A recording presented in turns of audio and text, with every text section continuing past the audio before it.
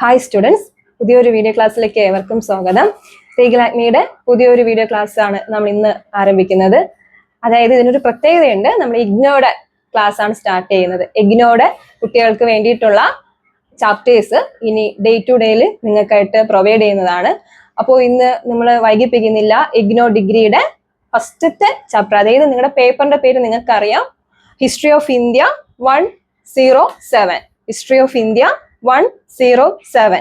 അത് നമുക്കറിയാം. BHIC 107 history of India എന്ന് പറയുന്ന പേപ്പറിലെ ഒരുപാട് ചാപ്റ്റേഴ്സ് ഉള്ള ഒരു വൈഡ് ആയിട്ടുള്ള ഒരു ബുക്കാണ്. പക്ഷെ ആ ബുക്ക് കണ്ടപ്പോൾ തന്നെ നിങ്ങൾക്ക് തോന്നിക്കാണും ഇത് എങ്ങനെ പഠിച്ച് തീർക്കും എന്നൊക്കെ ഉള്ള ഒരു ഇതിലാണ് നിങ്ങൾ ഇരിക്കുന്നത്. അപ്പോൾ നിങ്ങൾ പേടിക്കേണ്ട ആവശ്യമൊന്നുമില്ല. നല്ല രീതിക്ക് സിമ്പിളായിട്ട് പഠിക്കാനായിട്ട് സാധിക്കും. കാരണം എന്ന് പറയുന്നത് ഇതെല്ലാം ഓൾറെഡി നിങ്ങൾ +2 പഠിച്ച പോർഷൻസ് ആണ്. മനസ്സിലാവുന്നുണ്ടോ? +2 നിങ്ങൾ എന്തൊക്കെയാണോ പഠിച്ചത് അത് തന്നെയാണ് ഇവിടെയും വരുന്നത്. പക്ഷെ കുറച്ചുകൂടെ അതിനെ മോഡിഫൈ ചെയ്ത് കുറേ കാര്യങ്ങളിലൂടെ അപ്ലോഡ് ചെയ്യുന്നുണ്ട്. അതായത് നിങ്ങൾക്കായിട്ട് ആ ടെക്സ്റ്റ് ബുക്കിൽ, കാരണം നിങ്ങൾ കുറച്ച് ഡിഗ്രി സ്റ്റുഡൻസ് ആണ്, അപ്പൊ ആ തലത്തിൽ നിന്ന് ചിന്തിക്കുമ്പോൾ കുറച്ച് കാര്യങ്ങൾ നിങ്ങൾക്ക് വേണ്ടിയിട്ട് അവർ ആ ടെക്സ്റ്റ് ബുക്കിൽ കൊടുത്തിട്ടുണ്ട്. അതായത് നിങ്ങൾ പണ്ട് പഠിച്ചത് കുറച്ചാണെങ്കിൽ ആ പോർഷൻ കുറച്ചുകൂടെ വൈഡ് ആക്കുന്നുണ്ട്. അത്ര വ്യത്യാസമുള്ളൂ. അതുകൊണ്ട് പേടിയൊന്നും വേണ്ട. ടെക്സ്റ്റ് കണ്ടപ്പോൾ തന്നെ ഒരുപാട് കുട്ടികൾ വിളിച്ച് പറഞ്ഞിട്ടുണ്ട്, എന്താണ് ഇത് ഒത്തിരി ഉണ്ടല്ലോ, ഇത് എങ്ങനെ ഞങ്ങളെ കൊണ്ട് സാധിക്കുമെന്ന്. അങ്ങനെയൊന്നും പേടിക്കേണ്ട. സാധിക്കും, സാധിക്കാത്തതായിട്ട് ഈ ലോകത്തൊന്നും തന്നെ ഇല്ല. ഓക്കെ, നമുക്കിനി വൈകിപ്പിക്കേണ്ട, ക്ലാസ്സിലോട്ട് പോവാം. നിങ്ങൾക്ക് ഈ ടെക്സ്റ്റിൽ നിങ്ങൾക്ക് വരുന്നത് തീം 1, തീം 2, തീം 3, അതുപോലെ തീം 4 എന്ന് പറഞ്ഞിട്ട് കുറേ തീം കൊടുത്തിട്ടുണ്ട്. അതിൽ നമുക്ക് ഫസ്റ്റത്തെ തീം എന്ന് പറയുന്നത് ഇന്റർപ്രറ്റിംഗ് ദ ഡൽഹി സുൽത്താനേറ്റ് എന്ന് പറയുന്ന ആ ഒരു തീമാണ്. അതിനകത്ത് നിങ്ങൾക്ക് ഒരു ചാപ്റ്ററേ ഉള്ളൂ. ഒരു ചാപ്റ്റർ എന്ന് പറയുന്നത് survey of sources. Survey of sources എന്ന് പറയുന്ന യൂണിറ്റ് 1 ആണ് നിങ്ങൾക്ക് അതിൽ പഠിക്കാനായിട്ട് ഉള്ളത്. പക്ഷെ ആ ഒരു ചാപ്റ്റർ ആണെങ്കിൽ പോലും ഒരുപാട് കാര്യങ്ങളുണ്ട്. മനസ്സിലായോ? ഒരു തീമിനകത്ത് ഒരു ചാപ്റ്ററേ ഉള്ളൂ, യൂണിറ്റ് 1 മാത്രമേ ഉള്ളൂ എന്ന് വിചാരിച്ച് ഇരിക്കേണ്ട. പേടിപ്പെടുത്തുന്നതല്ല. എന്നാൽ ആ ഒരു ചാപ്റ്റർ ആണെങ്കിൽ പോലും ഒരുപാട് കാര്യങ്ങൾ നിങ്ങൾക്ക് അതിൽ ഡിസ്കസ് ചെയ്യാനായിട്ട് ഉണ്ട്. മനസ്സിലാവുന്നുണ്ടോ? അപ്പൊ നമുക്ക് നോക്കാം. ഫസ്റ്റത്തെ ചാപ്റ്റർ എന്ന് പറയുന്നത് survey of sources. Survey of sources എന്ന് പറയുന്ന പാഠഭാഗമാണ്. അതില് നമുക്കിവിടെ പഠിക്കാനായിട്ട് കുറേ കാര്യങ്ങളുണ്ട്. അതായത് നമ്മുടെ അറബ് ഹിസ്റ്റോറിയോഗ്രാഫിയെ കുറിച്ചും പേർഷ്യൻ ഹിസ്റ്റോറിയോഗ്രാഫിയെ കുറിച്ചും അതുപോലെ തന്നെ ഇബൻ ബത്തൂത്ത, നമ്മുടെ സിറാവുദ്ദീൻ അല്ല, നമ്മുടെ സിയാവുദ്ദീൻ ബറാനി, അദ്ദേഹത്തെ കുറിച്ചും, പിന്നെ അങ്ങനെ കുറേ കാര്യങ്ങൾ, സൂഫി, അതുപോലെ ഭക്തി, അങ്ങനെയുള്ള കുറേ കാര്യങ്ങൾ നമുക്ക് ഇതിനകത്ത് പഠിക്കാനായിട്ടുണ്ട്. നമുക്ക് ഓരോന്നായിട്ട് നോക്കാം. ഫസ്റ്റത്തെ നിങ്ങൾക്കൊരു, ഇപ്പോൾ ഞാൻ വീണ്ടും പറയുന്നുണ്ട്, ഇത് ഒരു വലിയൊരു പാഠമുണ്ട്. വീഡിയോയുടെ ലെങ്തിനനുസരിച്ച് നമ്മൾ എന്ത് ചെയ്യുന്നുണ്ട്, കുറച്ചായിട്ടാണ് നിങ്ങൾക്ക്, അതായത് വളരെ കുറച്ചെന്നല്ല, ആ ചാപ്റ്ററിനകത്ത് നിങ്ങൾക്ക് ഇമ്പോർട്ടൻ്റ് ആയിട്ടുള്ളത് മാത്രമാണ് ഞാൻ ഈ ക്ലാസ്സിൽ എടുത്തിട്ടുള്ളത്. ബാക്കി നിങ്ങൾ ടെക്സ്റ്റ് ബുക്ക് റിഫർ ചെയ്തും അതുപോലെ തന്നെ മറ്റ് സോഴ്സ് കണ്ടെത്തി നിങ്ങൾ മാക്സിമം നിങ്ങളുടെ ഭാഗത്തു നിന്നുള്ള കോൺട്രിബ്യൂഷൻസ് ഉറപ്പാക്കണം. ഇവിടെ വരുന്നതെന്ന് പറയുമ്പോൾ നിങ്ങൾക്ക് എക്സാമിന് ചോദിക്കുന്ന തരത്തിലുള്ള ഒരു 5, 6 അല്ലെങ്കിൽ 7 ക്വസ്റ്റിനുള്ളിലാണ് ഞാനിവിടെ നിങ്ങൾക്ക് പ്രൊവൈഡ് ചെയ്യുന്നത്. ബാക്കി ടെക്സ്റ്റ് ബുക്ക് ഇമ്പോർട്ടൻ്റ് ആയിട്ടുള്ള നിങ്ങൾക്ക് എക്സാമിന് ചോദിക്കും എന്ന് വിചാരിക്കുന്ന ഒരു 5, 6 ക്വസ്റ്റ്യൻസ് നമുക്ക് എന്ത് ചെയ്യുന്നുണ്ട്, ഇവിടെ പറയുന്നുണ്ട്. അപ്പൊ നമുക്ക് ഇനിയൊന്നും അങ്ങോട്ട് പറഞ്ഞ് നിങ്ങളെ ബോറടിപ്പിക്കുന്നില്ല, ക്ലാസ്സിലോട്ട് പോവാം. ഓക്കെ, ഒരിക്കൽ കൂടെ സ്വാഗതം. What are the characteristics of the Arabic tradition of history writing? അതായത് ഹിസ്റ്ററി, ചരിത്ര രചനയിൽ അറബിക് ട്രഡീഷന്റെ എന്തൊക്കെയാണ് പ്രാധാന്യമുള്ളത് നമുക്ക് നോക്കാം. ഹിസ്റ്ററി റൈറ്റിംഗ് എന്ന് പറയുമ്പോൾ ചരിത്ര രചന, ഹിസ്റ്ററി റൈറ്റിംഗ് എന്ന് പറയുമ്പോൾ ചരിത്ര രചനയ്ക്ക് എന്തൊക്കെ പ്രാധാന്യം ഉണ്ടെന്നാണ് പറയുന്നത്. അതായത് ക്വസ്റ്റ്യൻ ഒന്നുകൂടെ മലയാളത്തിൽ പറഞ്ഞ അറബിക് ട്രഡീഷൻ, അറബിക് ചരിത്ര രചന എത്രത്തോളം പ്രാധാന്യം ഉണ്ടായിരുന്നു, അവയുടെ ഫീച്ചേഴ്സും കൂടെയാണ് നിങ്ങൾക്ക് പഠിക്കാനായിട്ടുള്ളത്. ഒന്നാമത്തെ ക്വസ്റ്റ്യൻ ഒക്കെ ആണല്ലോ. ഓക്കെ, അറബിയിലാണ് ഇസ്ലാമിക ലോകത്തിന്റെ ഭാഷ. അതിനാൽ ഈ കാലഘട്ടത്തിൽ ലഭ്യമായ ആദ്യകാല ചരിത്ര രചനകൾ അറബിയിലാണ് എഴുതിയിരുന്നത്. തുടക്ക കാലഘട്ടത്തിൽ നിങ്ങൾക്ക് ടെക്സ്റ്റ് ബുക്ക് വായിച്ച് അതിന്റെ കൃത്യമായിട്ടുള്ള ഒരു ബാക്കി കാര്യങ്ങൾ ഞാൻ നിങ്ങൾക്ക് പ്രൊവൈഡ് ചെയ്ത് തരുന്നുണ്ട്. അറബിയിലാണ് ഇസ്ലാമിക് കാര്യങ്ങൾ എന്ത് ചെയ്തിരുന്നത്, എഴുതിയിരുന്നത്. മനസ്സിലാവുന്നുണ്ടോ? അറബിയിലാണ് കാര്യങ്ങൾ എഴുതിയിരുന്നത്. ഭാഷ എന്ന് പറയുന്നത് എങ്ങനെയാണ്, അറബിയിലാണ് ചരിത്ര രചന അവർ ആരംഭിച്ചിരുന്നത്. അറബി ചരിത്ര പാരമ്പര്യത്തെ യഥാർത്ഥത്തിൽ ചരിത്രത്തിന്റെ അല്ലെങ്കിൽ യുഗത്തിന്റെ ചരിത്രം എന്ന് വിളിക്കുന്നു. അപ്പൊ അറബി ചരിത്ര രചന എന്തെന്ന് വിളിക്കുന്നു, യുഗത്തിന്റെ ചരിത്രം എന്ന് വിളിക്കുന്നു. നിങ്ങൾ മാക്സിമം അത് വരച്ചോ അല്ലെങ്കിൽ എഴുതിയോ ഒക്കെ പഠിക്കുക. യുഗത്തിന്റെ ചരിത്രം എന്ന് വിളിക്കുന്നുണ്ട്. ടെക്സ്റ്റ് ബുക്ക് വായിക്കുമ്പോൾ നിങ്ങൾക്ക് അവിടെ കൊടുത്തിട്ടുണ്ട് അറബി അല്ലെങ്കിൽ അറബി ട്രഡീഷനെ കുറിച്ചിട്ടുള്ള കാര്യങ്ങളെല്ലാം നിങ്ങളുടെ ടെക്സ്റ്റ് ബുക്കിൽ ഡിസ്കസ് ചെയ്യുമ്പോൾ നമ്മുടെ ടെക്സ്റ്റ് ബുക്ക് 15 15ാമത്തെ പേജിൽ നമുക്ക് കൊടുത്തിട്ടുണ്ട് അറബിക് ആൻഡ് പേർഷ്യൻ ട്രഡീഷൻ എന്ന് പറയുന്ന ആ ഒരു പാരഗ്രാഫിനകത്തുള്ള ഇമ്പോർട്ടന്റ് ആയിട്ടുള്ള കാര്യങ്ങളാണ് നിങ്ങൾക്ക് മലയാളത്തിലൂടെ എന്ത് ചെയ്യുന്നത് എക്സ്പ്ലെയിൻ ചെയ്ത് തരുന്നത്. അപ്പൊ ഇവിടെ പറയുന്നുണ്ട് അറബിക് എന്ന് പറയുന്നത് എങ്ങനെയാണ് ചരിത്രരചന ആരംഭിച്ചത്? യുഗത്തിന്റെ ചരിത്രം എന്നാണ് പറഞ്ഞിരുന്നത്. യുഗത്തിന്റെ ചരിത്രം. അവിടെ നമുക്ക് ഒരാളെ കുറിച്ച് പഠിക്കാനുണ്ട്. KN നിസാമി. KN നിസാമിയെ കുറിച്ച് പഠിക്കുന്നുണ്ട്. KN നിസാമി അഭിപ്രായപ്പെടുന്നു ജനാധിപത്യ ആശയങ്ങളെ വിലമതിക്കുകയും ചരിത്രത്തെ രാഷ്ട്രങ്ങളുടെ ജീവചരിത്രമായി കണക്കാക്കുകയും ചെയ്യുന്നുണ്ട്. ജനാധിപത്യ ആശയങ്ങളെ വിലമതിക്കുകയും, ജനാധിപത്യ ആശയങ്ങൾ എന്ന് പറയുമ്പോൾ എന്തായിരിക്കും? ഡെമോക്രാറ്റിക് ഐഡിയാസ് അല്ലെ? ഡെമോക്രാറ്റിക് ഐഡിയാസിനെ വിലമതിക്കുകയും ചരിത്രത്തെ രാഷ്ട്രങ്ങളുടെ ജീവചരിത്രമായി കണക്കാക്കുകയും ചെയ്യുന്നുണ്ട്. മനസ്സിലാവുന്നുണ്ടോ? അപ്പോ ഇവിടെ തുടക്കത്തിൽ തന്നെ പറഞ്ഞു അറബിക് ട്രഡീഷനെ കുറിച്ചാണ് നമ്മൾ പഠിക്കുന്നത്. അറബിക് ട്രഡീഷൻ എങ്ങനെയായിരുന്നു എന്ന് പറഞ്ഞു. അറബിയിലാണ് ഇസ്ലാമിക ലോകത്തിന്റെ ചരിത്രം തുടക്ക കാലഘട്ടത്തിൽ എങ്ങനെയിരുന്നത് എഴുതിയിരുന്നത്. അതുകൊണ്ട് തന്നെ എന്ത് പേരിൽ അറിയപ്പെട്ടു? യുഗത്തിന്റെ ചരിത്രം. യുഗത്തിന്റെ ചരിത്രം എന്ന് പറയപ്പെടുന്നു. കൂടാതെ KN നിസാമി എന്താ പറഞ്ഞത്? കറക്റ്റ്. എന്താണ്? ജനാധിപത്യ ആശയങ്ങളെ, KN നിസാമി ജനാധിപത്യ ആശയങ്ങളെ വിലമതിക്കുകയും ചരിത്രത്തെ രാഷ്ട്രങ്ങളുടെ ജീവചരിത്രമായി കണക്കാക്കുന്നു. ചരിത്രത്തെ രാഷ്ട്രത്തിന്റെ ജീവചരിത്രങ്ങളായിട്ട് കണക്കാക്കുന്നു. ഇതാണ് ഫസ്റ്റത്തെ നിങ്ങളുടെ ടെക്സ്റ്റ് ബുക്കിലെ പാരഗ്രാഫിൽ പരാമർശിക്കുന്നത്. അടുത്തതിലോട്ട് പോകുമ്പോൾ AL എന്താണ്? മസൂദി ഒരു ഗ്രേറ്റ് ട്രാവലർ ആയിരുന്നു. ട്രാവലർ എന്ന് പറയുമ്പോൾ നമുക്കറിയാം ലോകം ചുറ്റിക്കാണുന്ന ഒരു സഞ്ചാരിയായിരുന്നു അല്ലെ? ഇന്ത്യയും ശ്രീലങ്കയും സന്ദർശിച്ച ഒരു മികച്ച സഞ്ചാരിയായിരുന്നു ആര്? AL മസൂദി എന്ന് പറയുന്നത്. AL മസൂദി എങ്ങനെയാണ്?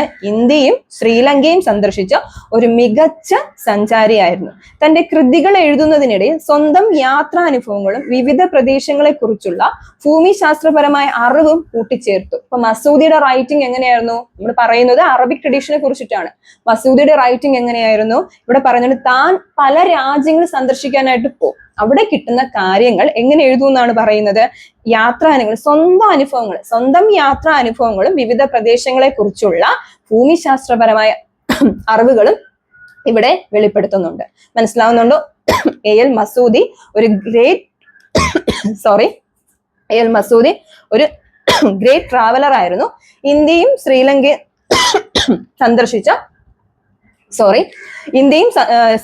സന്ദർശിച്ച ഒരു മികച്ച സഞ്ചാരിയായിരുന്നു AL മസൂദി എന്ന് പറയുന്നത്. തന്റെ കൃതികൾ എഴുതുന്നതിനിടയിൽ സ്വന്തം യാത്രാനുഭവങ്ങളും തന്റെ സ്വന്തമായിട്ടുള്ള തീരുമാനങ്ങളുടെ അടിസ്ഥാനത്തിലാണ് AL മസൂദി തന്റെ കൃതികൾ എന്ത് ചെയ്തിരുന്നത്? എഴുതിയിരുന്നത്. പിന്നെ എന്താണ്? അതിൽ ഭൂമിശാസ്ത്രപരമായ പ്രത്യേകതകൾ കൂടെ കൂട്ടിച്ചേർത്തു. ജോഗ്രഫിക്കൽ ആയിട്ടുള്ള ഫീച്ചേഴ്സ് കൂടെ ഇൻക്ലൂഡ് ചെയ്തിട്ടുണ്ട്. കോസ് ആൻഡ് എഫക്റ്റ് പ്രയോഗിക്കുന്നതിലൂടെ ശാസ്ത്ര ചരിത്രത്തിലെ ഒരു പ്രധാന ഘടകമായി വ്യാഖ്യാനം ചെയ്തു. കോസ് ആൻഡ് എഫക്ട് ടെക്സ്റ്റ് ബുക്കിൽ കൃത്യമായിട്ട് കൊടുക്കുന്നുണ്ട്. കോസ് ആൻഡ് എഫക്ട് കണ്ടോ? അവിടെ കൊടുത്തിട്ടുണ്ട്. 3ാമത്തെ പാരഗ്രാഫിൽ കൃത്യമായിട്ട് കൊടുത്തിട്ടുണ്ട്. With human historic development applying cause and effect thus adding interpretation which is an important component of scientific history. അവിടെ പറഞ്ഞിട്ടുണ്ട് കോസ് ആൻഡ് എഫക്ട്. കോസ് എന്ന് പറയുന്നത് എന്താണ്? കാരണങ്ങൾ അല്ലെ? എഫക്ട് എന്ന് പറയുമ്പോൾ പ്രത്യാഘാതങ്ങൾ. തന്റെ റൈറ്റിംഗ്സിൽ കോസ് ആൻഡ് എഫക്റ്റിന് കാരണങ്ങളുടെയും പ്രത്യാഘാതങ്ങളുടെയും പ്രാധാന്യം അദ്ദേഹം വെളിപ്പെടുത്തിയിട്ടുണ്ട്. അപ്പൊ ഒന്നുകൂടെ AL മസൂദി എന്ന് പറയുന്ന ഒരു ഗ്രേറ്റ് ട്രാവലർ ഉണ്ടായിരുന്നു. അദ്ദേഹം എങ്ങനെയാണ്? സ്വന്തം അനുഭവങ്ങളിലൂടെയും അതുപോലെ താൻ കണ്ട യാത്രകളിലൂടെയാണ് തന്റെ ചരിത്രരചന ആരംഭിച്ചത്. AL മസൂദി ഒരു മികച്ച സഞ്ചാരിയായിരുന്നു. അതായത് നമുക്കും യാത്ര പോവാം അല്ലെ? ഞാനും പോകുന്നുണ്ട്, നിങ്ങളും പോകുന്നുണ്ട്. എത്രത്തോളം നമുക്ക് ആസ്വദിച്ച യാത്രകൾ നമുക്കത് മനസ്സിലാക്കി അതിനെക്കുറിച്ച് നമുക്കറിയാം ചില സഞ്ചാരികളെ കണ്ടിട്ടുണ്ടോ? അതില് എന്തൊക്കെയുണ്ടോ അതിൽ A to Z കാര്യവും അവർ മനസ്സിലാവുന്നുണ്ടോ? നമ്മൾ അങ്ങനെയല്ല. നമ്മൾ കണ്ടു പോകും. അത്രയേ ഉള്ളൂ. ഈ കവികളും അതുപോലെ തന്നെ എഴുതുന്നവരൊക്കെ എങ്ങനെയാ ചെയ്യുന്നത്? അവർ കാണുന്ന ചെറിയ കാര്യങ്ങളിൽ പോലും അവർ സന്തോഷം കണ്ടെത്തി. അതുപോലെ ചെറിയ കാര്യങ്ങളെ പോലും ഒരുപാട് സമയം അവര് വീക്ഷിക്കും. നമ്മൾ ജസ്റ്റ് ഒരു പൂവിനെ കണ്ടാൽ, ഒരു പൂമ്പാറ്റയെ കണ്ടാൽ നമ്മൾ അവിടെ കഴിഞ്ഞു. അത് നമ്മളുടെ ആസ്വാദനം അവിടെ തീർന്നു. കവികളും അതുപോലെ തന്നെ എഴുത്തുകാരും അങ്ങനെയല്ല. അത് കുറെ കൂടെ അവർ അതിനെക്കുറിച്ച് സ്റ്റഡി ചെയ്ത് മനസ്സിലാക്കി ഒക്കെയാണ് ചെയ്യുന്നത്. അതുപോലെ ഇദ്ദേഹം ഒരു ഗ്രേറ്റ് ട്രാവലർ എന്ന് പറയാൻ കാരണം തന്റെ കാഴ്ചകളിൽ കണ്ട കാര്യങ്ങളെ കുറിച്ച് അദ്ദേഹം കൃത്യമായിട്ട് തന്റെ അനുഭവങ്ങളിലൂടെ വ്യക്തമായി എഴുതാനായിട്ട് AL മസൂദിക്ക് കഴിഞ്ഞിട്ടുണ്ട്. മനസ്സിലാവുന്നുണ്ടോ? അതുകൊണ്ടാണ് ഒരു ഗ്രേറ്റ് ട്രാവലർ എന്ന് അദ്ദേഹത്തെ പറയുന്നത്. കൂടാതെ എങ്ങനെയാ പറയുന്നത്? കോസ് ആൻഡ് എഫക്റ്റ് എന്ന് പറയുമ്പോൾ എന്താണ്? കാരണങ്ങളും പ്രത്യാഘാതങ്ങളും അല്ലെ, അതിനെ കുറിച്ചൊക്കെ അദ്ദേഹം എന്ത് ചെയ്യുന്നുണ്ട്, പ്രയോഗിച്ചത് ആ ഒരു മെത്തേഡാണ്. അപ്പൊ 2 പാരഗ്രാഫാണ് അറബ് ട്രഡീഷനെ കുറിച്ച് നമ്മൾ നോക്കിയത്. ഒന്നുകൂടെ നോക്കാം. ഇവിടെ പറയുന്നുണ്ട്, ഒന്നുകൂടെ ഞാൻ അറബിയിലാണ് ഇസ്ലാമിക് ലോകത്തിന്റെ ഭാഷാ ചരിത്രമൊക്കെ എന്ത് ചെയ്തിരുന്നത്, എഴുതിയിരുന്നത്. അതുകൊണ്ട് തന്നെ എന്ത് ചരിത്രം എന്ന് അറിയപ്പെട്ടു, യുഗത്തിന്റെ ചരിത്രം എന്ന് പറയപ്പെടുന്നുണ്ട്. യുഗത്തിന്റെ ചരിത്രം ഒന്നാമത്തെ ക്വസ്റ്റ്യൻ ആയിട്ടേ ഉള്ളൂ, ഒരുപാടുണ്ട്, ശ്രദ്ധിച്ചിരിക്കുക. യുഗത്തിന്റെ ചരിത്രം എന്ന് അറിയപ്പെടുന്നു. KN നിസാമി എങ്ങനെയാണ് അഭിപ്രായപ്പെട്ടത്? ജനാധിപത്യ ആശയങ്ങൾ എന്ന് പറയുമ്പോൾ ഡെമോക്രാറ്റിക് ഐഡിയാസിനെ പറ്റി വിലമതിക്കുകയും ചരിത്രത്തെ രാഷ്ട്രങ്ങളുടെ ജീവചരിത്രമായി കണക്കാക്കുകയും ചെയ്തു. ചരിത്രത്തെ രാഷ്ട്രത്തിന്റെ ജീവചരിത്രമായി കണക്കാക്കുകയും ചെയ്തു. മനസ്സിലാവുന്നുണ്ടോ? രണ്ടാമത്തെ പാരഗ്രാഫിലാണ് നമ്മൾ ടെക്സ്റ്റിലുള്ള നോക്കിയത്. ആരാണ്? മസൂദി. മസൂദി ഒരു ഗ്രേറ്റ് ട്രാവലർ ആയിരുന്നു. മസൂദി ആരായിരുന്നു? ഒരു ഗ്രേറ്റ് ട്രാവലർ ആയിരുന്നു. എങ്ങനെയാണ് ചരിത്രരചന നടത്തിയത്? താൻ കണ്ട സഞ്ചാര യാത്രകളിൽ താൻ കണ്ട കാര്യങ്ങളെ കുറിച്ച് അദ്ദേഹം മനസ്സിലാക്കുകയും സ്വന്തം വീക്ഷണകോണിൽ നിന്ന് അദ്ദേഹം എന്ത് ചെയ്തു, എഴുതി. അല്ലെ, കോസ് ആൻഡ് എഫക്റ്റ് എന്ന് കൃത്യമായിട്ട് അവിടെ എന്ത് ചെയ്യണം, നിങ്ങൾ എഴുതണം. ഭൂമിശാസ്ത്രപരമായ അറിവും അതുപോലെ തന്നെ കോസ് ആൻഡ് എഫക്റ്റ് എന്ന് പറയുമ്പോൾ എന്താണ്, കാരണങ്ങളും പ്രത്യാഘാതങ്ങളും ഒക്കെ അദ്ദേഹം എന്ത് ചെയ്യുന്നുണ്ട്, ചരിത്രരചനയിൽ വെളിപ്പെടുത്തി കൊണ്ടുവന്നു. മനസ്സിലായോ? ഇനി ഈ ചരിത്രരചന ഇങ്ങനെ സ്മൂത്ത് ആയിട്ട് പൊക്കോണ്ടിരിക്കുമ്പോഴാണ് 11th സെഞ്ചുറിയിൽ വളരെയധികം ഒരു മാറ്റം വരികയാണ്. 11ാം നൂറ്റാണ്ടിലെത്തിയപ്പോൾ അറബ് ചരിത്രരചനയ്ക്ക് ഒരു മാറ്റം വരികയാണ്. ഒരു പ്രത്യേക വഴിത്തിരിവിലോട്ട് അറബ് ചരിത്രരചന മാറുകയാണ്. കാരണം അവിടെ ഈ 11ാം നൂറ്റാണ്ടെത്തിയപ്പോൾ കോടതിയുമായി ബന്ധപ്പെട്ട ഉദ്യോഗസ്ഥരെ കുറിച്ചും അതുപോലെ തന്നെ പണ്ഡിതന്മാരെ കുറിച്ചും അതുപോലെ ഭരണാധികാരികളെ കുറിച്ചും ഒക്കെ എന്ത് ചെയ്യാൻ തുടങ്ങി, എഴുതാൻ തുടങ്ങി. ഇതുവരെ അതായത് 11ാം നൂറ്റാണ്ടിന് മുൻപ് വരെ എങ്ങനെയാണ് എഴുത്തുകൾ ഈ കാണുന്ന കാര്യങ്ങളെ കുറിച്ച്, നേരത്തെ പറഞ്ഞതുപോലെ സഞ്ചാരികളായിട്ട് വരുന്നവർ അവരുടെ കാര്യങ്ങളെക്കുറിച്ചും അനുഭവങ്ങളെക്കുറിച്ചും ഒക്കെയാണ് വെളിപ്പെടുത്തിയിരുന്നത്. എന്നാൽ 11ാം നൂറ്റാണ്ടിന് ശേഷം ഒരു വഴിത്തിരിവ് അങ്ങോട്ട് ചരിത്രരചനയിൽ ഉണ്ടായി. കാരണം എന്താണ്, അവിടെ വരേണ്യ വർഗം എന്ന് പറഞ്ഞാൽ എലൈറ്റ് പീപ്പിൾ അല്ലെ, കുറച്ചുകൂടെ ഉയർന്ന സമൂഹത്തിൽ ഉയർന്ന ആൾക്കാരെ കുറിച്ചിട്ടൊക്കെ വെളിപ്പെടുത്താനായിട്ട് തുടങ്ങി. അതായത് കോടതിയിലെ ഉദ്യോഗസ്ഥര്, അതുപോലെ നിയമപാലകന്മാര്, ഭരണകർത്താക്കന്മാര്, രാജാക്കന്മാര്, ഇവരുടെ കുറിച്ചൊക്കെ എന്ത് ചെയ്യാൻ തുടങ്ങി, ഹിസ്റ്റോറിയൻസ് ചരിത്രരചനയിൽ ഉൾപ്പെടുത്താനായിട്ട് തുടങ്ങി. അപ്പൊ ഇൻക്ലൂഡഡ് ഇവിടെ പറയുന്നുണ്ട് 11th century another dimension to God Arabic historiography that others scholars associated with the court began writing history their rulers and events. This drastically changed tone.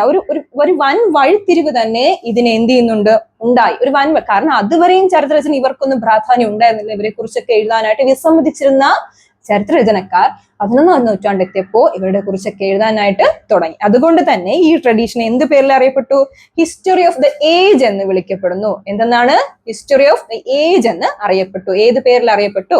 History of the age എന്ന പേരിൽ അറിയപ്പെട്ടു. പിന്നെ ഇവിടെ ഒരു പ്രധാനപ്പെട്ട 11ാം നൂറ്റാണ്ടിന് ശേഷമാണ് സത്യസന്ധതയ്ക്ക് പ്രാധാന്യം നൽകി. സത്യസന്ധത എന്ന് പറയുമ്പോൾ എന്താണ്? ട്രൂത്ത് ആയിട്ട്, അതായത് സത്യസന്ധമായിട്ട് കാര്യങ്ങൾ എഴുതാനായിട്ട് തുടങ്ങി. കാരണം ചെയിൻ ഓഫ് നരേറ്റീവ് എന്ന് പറയുമ്പോൾ എന്താണ്? കണ്ട കാര്യങ്ങളുടെ ഒരു ചങ്ങല, കണ്ട കാര്യങ്ങളുടെ ഒരു ശ്രേണി രൂപത്തിലുള്ള എഴുത്തുകളാണ് അവിടെ ഉദയം ചെയ്തത്. മനസ്സിലാവുന്നുണ്ടോ? സത്യസന്ധതയ്ക്ക് പ്രാധാന്യം നൽകി പ്രവാചകന്മാർ നബിയുമായി ബന്ധപ്പെട്ടിരിക്കുന്നു. അതായത് മറ്റു കാര്യങ്ങളൊന്നും ചെയ്യാൻ പാടില്ല. നമ്മൾ എഴുതുന്ന എഴുത്ത് എപ്പോഴും എന്തായിരിക്കണം? വാർത്തകൾ വളച്ചൊടിക്കരുത് എന്നൊക്കെ നമ്മൾ പറയില്ലേ, അതുപോലെ എഴുതുന്ന കാര്യങ്ങൾ എങ്ങനെയായിരിക്കണം? സത്യസന്ധതയ്ക്ക് പ്രാധാന്യം കൊടുക്കുന്നത്. അതായത് ചരിത്രരചനയിൽ ഒന്നിനെ കൂട്ടാനോ കുറയ്ക്കാനോ പാടില്ല. മനസ്സിലാവുന്നുണ്ടോ? അതായത് പൊടിപ്പും തൊങ്ങലും ചേർത്ത് എഴുതുക എന്ന് പറയില്ലേ, അങ്ങനെയൊന്നും എന്ത് ചെയ്യാൻ പാടില്ല, എഴുതാനായിട്ട് പാടില്ല. കൃത്യമായിട്ട് എന്താണ്? സത്യസന്ധതയ്ക്ക് പ്രാധാന്യം കൊടുത്തുകൊണ്ട് എഴുതണം എന്നാണ് ഈ ചരിത്രരചന കാലഘട്ടത്തിൽ പറഞ്ഞ കാര്യം. അപ്പൊ 11ാം നൂറ്റാണ്ടിന് ശേഷം ഒരു ട്രഡീഷൻ ഓഫ് ഹിസ്റ്ററി എന്ന് പറയുന്നുണ്ട്. അത് ഇവിടെ പറയുന്നുണ്ട് ഹിസ്റ്ററി ഓഫ് ദ ഏജ് അല്ലെ, ഹിസ്റ്ററി ഓഫ് ദ ഏജ് എന്നാണ് ഈ പീരീഡിനെ വിളിച്ചത്. നിങ്ങൾക്ക് എക്സാമിന് ചോദിക്കുക ഹിസ്റ്ററി ഓഫ് ദ ഏജ് എന്ന് പറയുന്നത് എന്താണ്? സത്യസന്ധതയ്ക്ക് പ്രാധാന്യം കൊടുക്കുകയും ചെയിൻ ഓഫ് നരേറ്റേഴ്സ് എന്ന് പറയുന്ന പ്രവാചകന്മാരുമായിട്ട് ബന്ധപ്പെട്ടിരിക്കുന്നു. കൂടാതെ അതല്ല, മുഹമ്മദ് നബിയുമായിട്ട് ബന്ധപ്പെട്ടു. ചരിത്രരചനയിൽ സത്യസന്ധത കാണിക്കണം, കൂട്ടാനോ കുറയ്ക്കാനോ ഒന്നും പാടില്ല. അതായത് ഒരു ഭരണകർത്താവിനെ എടുത്തു കഴിഞ്ഞാൽ അദ്ദേഹത്തെ കുറിച്ചുള്ള ഗുണങ്ങൾ മാത്രമല്ല എഴുതാനുള്ളത്, പകരം അദ്ദേഹത്തിന്റെ കുറ്റവും കുറവും ഒക്കെ എന്ത് ചെയ്യണം, എഴുതണം. അതുകൊണ്ടാണ് പറയുന്നത് കൂട്ടാനോ കുറയ്ക്കാനോ പാടില്ല, സത്യസന്ധമായിട്ട് എന്ത് ചെയ്യണം, റൈറ്റിങ്സ് എഴുതണം. പിന്നെ മസൂദി ഹിസ്റ്റോറിയെ ജോഗ്രഫിയുമായി ബന്ധപ്പെടുത്തിയാണ് ചരിത്രരചന നടത്തിയിരുന്നത്. എൽ മസൂദി ഹിസ്റ്ററിയെ ജോഗ്രഫിയുമായി ബന്ധപ്പെടുത്തിയാണ് ചരിത്രരചന നടത്തിയത്. അറബിക് ട്രഡീഷന്റെ പ്രത്യേകതയാണ് പല തരത്തിലുള്ള പോയിന്റ് ഓഫ് വ്യൂ. മനസ്സിലാവുന്നുണ്ടോ? എൽ മസൂദി ഹിസ്റ്ററിയെ ജോഗ്രഫിയുമായി ബന്ധപ്പെട്ട് നമ്മളിവിടെ കുറെ ആൾക്കാരെ കുറിച്ച് പഠിച്ചു. എൽ മസൂദിയെ കുറിച്ച് പഠിച്ചു, നമ്മുടെ നിസാമിനെ കുറിച്ച് പഠിച്ചു, അതുപോലെ തന്നെ ഇവിടെ മറ്റു കുറെ ആൾക്കാരെ കുറിച്ച് ഇവിടെ പറയുന്നുണ്ട്. ഇപ്പം എൽ മസൂദി എങ്ങനെയായിരുന്നു? ഹിസ്റ്ററിയെ ജോഗ്രഫിയുമായി ബന്ധപ്പെടുത്തിയാണ് അദ്ദേഹത്തിന്റെ ചരിത്രരചന ആരംഭിച്ചത്. ഇവിടെ പറയുന്നുണ്ട് രാജാക്കന്മാരുടെ നല്ല കാര്യങ്ങൾ മാത്രമല്ല തെറ്റായ കാര്യങ്ങൾ കൂടെ വെളിപ്പെടുത്തി. എൽ മസൂദി എങ്ങനെ അഭിപ്രായപ്പെടുന്നു? കിങ്ങിന്റെ നല്ല കാര്യങ്ങൾ മാത്രമല്ല തെറ്റായ കാര്യങ്ങൾ കൂടെ എന്ത് ചെയ്യുന്നുണ്ട്? വെളിപ്പെടുത്തുകയും. പിന്നെ ഇവിടെ പറയുന്നുണ്ട് എൽ മസൂഫിയുടെ പുസ്തകത്തില് കൃത്യമായിട്ട് കാണാൻ കഴിയും സമൂഹത്തിൽ നടക്കുന്ന നല്ല കാര്യങ്ങൾ മാത്രമല്ല തെറ്റായ കാര്യങ്ങൾ കൂടെ അദ്ദേഹം എന്ത് ചെയ്യുന്നുണ്ട്? അദ്ദേഹത്തിന്റെ പുസ്തകത്തിൽ വെളിപ്പെടുത്തുന്നുണ്ട്. അപ്പൊ ഇത്രയുമാണ് നമ്മുടെ അറബ് ഹിസ്റ്റോറിയോഗ്രാഫിനെ കുറിച്ച് മെയിൻ ആയിട്ടുള്ള പോയിന്റ്. തുടക്കത്തിൽ പറഞ്ഞതുപോലെ ഇപ്പോഴും പറയുന്നുണ്ട്, ഒരു പൂർണ്ണമായിട്ടുള്ള ഒരു വിശദീകരണം അല്ല, നിങ്ങൾക്ക് മനസ്സിലാവുന്ന രീതിയിലുള്ള എക്സാമിന് വരും എന്നുള്ള ഇമ്പോർട്ടന്റ് ആയിട്ടുള്ള കാര്യങ്ങൾ മാത്രമാണ് ഈ ക്ലാസ്സിൽ നമ്മൾ ഡിസ്കസ് ചെയ്യുന്നത്. ഓക്കെ, അപ്പൊ ഒന്നുകൂടെ നോക്കാം. അറബ് ഹിസ്റ്റോറിയോഗ്രാഫി എങ്ങനെയാണ്? അറബിയാണ് ഇസ്ലാമിക് ലോക ചരിത്രത്തിന്റെ ഭാഷ. അതുകൊണ്ട് തന്നെ യുഗത്തിന്റെ ചരിത്രം എന്ന് പറയപ്പെടുന്നു, യുഗത്തിന്റെ ചരിത്രം എന്ന് അറിയപ്പെടുന്നു. കെ എൻ നിസാമി അഭിപ്രായപ്പെടുന്നു ജനാധിപത്യ ആശയങ്ങളെ വിലമതിക്കുകയും ചരിത്രത്തെ രാഷ്ട്രങ്ങളുടെ ജീവചരിത്രം. ഞാൻ ഈ കൊട്ടേഷൻസ് വീണ്ടും വീണ്ടും പറയുന്നത് നിങ്ങൾക്ക് എക്സാമിന് പ്രയോജനപ്പെടും, അതുകൊണ്ട് ആവർത്തന വിരസതയായിട്ട് കണക്കാക്കരുത്. ശ്രദ്ധിക്കുക, ജനാധിപത്യ ആശയങ്ങളെ വിലമതിക്കുകയും ചരിത്രത്തെ രാഷ്ട്രങ്ങളുടെ ജീവചരിത്രമായി കണക്കാക്കുകയും ചെയ്യുന്നുണ്ട്. പിന്നെ മസൂദി ആരായിരുന്നു? യെസ്, കറക്റ്റ്, ഒരു ഗ്രേറ്റ് ട്രാവലർ ആയിരുന്നു. സ്വന്തം അനുഭവങ്ങളിലൂടെയും താൻ കണ്ട കാര്യങ്ങളെയും കുറിച്ച് അദ്ദേഹം എന്ത് ചെയ്യുന്നു? ചരിത്രരചനയിൽ എഴുതുന്നുണ്ട്. കൂടാതെ എങ്ങനെയാണ് സ്വന്തം യാത്രാ അനുഭവങ്ങളൊക്കെ അദ്ദേഹം എന്ത് ചെയ്യുന്നു? കൂട്ടിച്ചേർത്തു. കോസ് ആൻഡ് എഫക്റ്റിനാണ് പ്രാധാന്യം കൊടുത്തത്, കാരണങ്ങളും പ്രത്യാഘാതങ്ങളും. ഒക്കെ നേരെ നമ്മൾ തിരിച്ചു വരുമ്പോൾ 11ാം നൂറ്റാണ്ടിലെത്തിയപ്പോൾ ചരിത്രരചനയ്ക്ക് ഒരു പ്രധാന മാറ്റം തന്നെ ഉണ്ടായി. കോടതികളെ കുറിച്ചും നിയമപാലകരെ കുറിച്ചും ഭരണകർത്താക്കളെ കുറിച്ചും രാജാക്കന്മാരെ കുറിച്ചും ഒക്കെ ചരിത്രരചന ഇടം പിടിച്ചു, അല്ലെ? അതുവരെ സാധാരണ കാര്യങ്ങളെ കുറിച്ച് എഴുതിയിരുന്നത് പിന്നെ പിന്നെ എന്ത് ചെയ്യുന്നു? ഉയർന്ന ആൾക്കാരെ, വരേണി വർഗത്തെ കുറിച്ച് എഴുതാനായിട്ട് ചരിത്രരചന മുന്നോട്ട് വന്നു. അങ്ങനെ ആരൊക്കെ വന്നു എന്ന് ഇവിടെ പറയുന്നുണ്ട്. എൽ മസൂദി, അല്ലെ? എൽ മസൂദി എന്താ പറഞ്ഞത്? ഹിസ്റ്ററിയെ ജോഗ്രഫിയുമായിട്ട് കണക്ട് ചെയ്താണ് അദ്ദേഹം ചരിത്രരചന എഴുതിയത്. കൂടാതെ എങ്ങനെയാണ്? തെറ്റായ കാര്യങ്ങൾ മാത്രമാണോ അല്ലെങ്കിൽ സത്യസന്ധമായ കാര്യങ്ങൾ മാത്രമാണോ? അല്ല, രണ്ടിനെ കുറിച്ചും എഴുതി. കൂട്ടാനോ കുറയ്ക്കാനോ പാടില്ല ചരിത്രരചനയിൽ. ചരിത്രരചന എന്താണ്? സത്യസന്ധതയ്ക്ക് പ്രാധാന്യം കൊടുത്തുകൊണ്ട് എഴുതിയത് കൊണ്ട് ഹിസ്റ്ററി ഓഫ് ദ ഏജ് എന്ന് ഈ ട്രഡീഷനെ അറിയപ്പെടുന്നു. ഏത് പേരിൽ അറിയപ്പെടുന്നു? History of the age. മനസ്സിലാവുന്നുണ്ടോ? ക്ലിയർ ആവുന്നുണ്ടോ? ഒരു വൈഡ് പാഠമാണ്, വലിയ പാഠമാണ്, എന്നാലും നിങ്ങൾക്ക് മനസ്സിലാവുന്ന രീതിയിലാണ് പറയുന്നത്. എന്തെങ്കിലും ഡൗട്ട് ഉള്ളവർ എപ്പോഴും പറയുന്നത് പോലെ തന്നെ നിങ്ങളോട് പറഞ്ഞ് കമന്റ് സെക്ഷൻ നിങ്ങൾക്ക് രേഖപ്പെടുത്താം. ഓക്കെ, രണ്ടാമത്തെ ക്വസ്റ്റ്യനിലോട്ട് പോവാം. പേർഷ്യൻ ഹിസ്റ്റോറിയോഗ്രാഫി എന്താണ്? പേർഷ്യൻ ഹിസ്റ്റോറിയോഗ്രാഫി എന്താണ്? പേർഷ്യൻ ഹിസ്റ്റോറിയോഗ്രാഫിയിൽ കുറച്ച് കാര്യങ്ങൾ നമുക്ക് പറയാനായിട്ടുണ്ട്. Political history of life of people എന്നാണ് ഇതിന് പ്രാധാന്യം നൽകിയത്. അതായത് പൊളിറ്റിക്കൽ ഹിസ്റ്ററിയാണ്. പൊളിറ്റിക്കൽ ഹിസ്റ്ററി എന്ന് പറയുമ്പോൾ രാഷ്ട്രീയപരമായിട്ടുള്ള ചരിത്രത്തെക്കുറിച്ചും ലൈഫ് ഓഫ് പീപ്പിൾസിന്റെ ജീവിത രീതികളെ കുറിച്ച്. ലൈഫ് ഓഫ് പീപ്പിൾ ആണ് സാധാരണക്കാരെ കോമൺ പീപ്പിൾസിന്റെ എന്താണ് ലൈഫ് ഓഫ് പീപ്പിൾ എന്ന് പറയുമ്പോൾ കോമൺ പീപ്പിളിന്റെ ലൈഫിനെ കുറിച്ചിട്ടാണ് നമുക്ക് ഇതിൽ പ്രാധാന്യം കൊടുത്തിട്ടുള്ളത്. പിന്നെ എന്താ പറയുന്നത്? രാജാക്കന്മാരുടെ ജീവിത രീതിയും അവരുടെ റിഫർമേഷനെ ഒക്കെ എന്ത് ചെയ്യുന്നുണ്ട്? ഇതിൽ കാണാനായിട്ട് കഴിയും. രാജാക്കന്മാരുടെ ജീവിത രീതി എന്ന് പറയുമ്പോൾ നമ്മളെക്കാളും വ്യത്യസ്തമാണ്, അല്ലെ? അവരുടെ ലൈഫ് സ്റ്റൈലിനെ കുറിച്ചൊക്കെ നമുക്ക് ഈ പേർഷ്യൻ ഹിസ്റ്റോറിയോഗ്രാഫിയിൽ കാണാനായിട്ട് സാധിക്കും. പിന്നെ മിൻഹാജ് സിറാജ് ജുസാമി തബ്ഹത്ത് നസീർ എന്നീ പുസ്തകം എഴുതി. അതായത് കുറേ നമുക്ക് അറബി വേർഡുകൾ ഈ ഭാഗത്ത് നമുക്ക് പഠിക്കാനായിട്ടുണ്ട്. ചിലപ്പോൾ നമുക്ക് വായിൽ പോലും അത് എന്ത് ചെയ്യാൻ പറ്റുന്നില്ല, പറയാൻ പറ്റാത്ത രീതിയിലുള്ള പേരുകളാണ്. പക്ഷെ നിങ്ങൾ അത് മനസ്സിലാക്കി പഠിക്കുക, പഠിച്ചേ പറ്റൂ. ഓക്കെ, അപ്പൊ നോക്കുക എന്താണ്? മിൻഹാജ് സിറാജ് ജുസാമി തബ്ഹത്ത് നസ്രി എന്ന പുസ്തകം എഴുതി. പേര് ശ്രദ്ധിച്ചു വെക്കാം. നസ്രി എന്ന രാജാവിനെ കുറിച്ചാണ് അദ്ദേഹം എന്ത് ചെയ്തത്? എഴുതിയത്. പണ്ട് കാലത്ത് ഈ പേർഷ്യൻ ഹിസ്റ്റോറിയോഗ്രാഫിയുടെ ഒരു പ്രത്യേകത എന്ന് പറയുമ്പോൾ ഒരു രാജാവിനെ എടുക്കുക, ആ രാജാവിനെ കുറിച്ച് എന്ത് ചെയ്യും? ചരിത്രരചന എഴുതിയിട്ട് ആ രാജാവിന് തന്നെ എന്ത് ചെയ്യും? ഡെഡിക്കേറ്റ് ചെയ്യുക. ഡെഡിക്കേറ്റ് ചെയ്യുക എന്ന് പറഞ്ഞാൽ എന്താണ്? സമർപ്പിക്കുക. ആ രാജാവിന് തന്നെ എന്ത് ചെയ്യും? ഡെഡിക്കേറ്റ് ചെയ്യും. ഡെഡിക്കേറ്റ് ചെയ്യുന്നതിന്റെ അർത്ഥം എന്താണ്?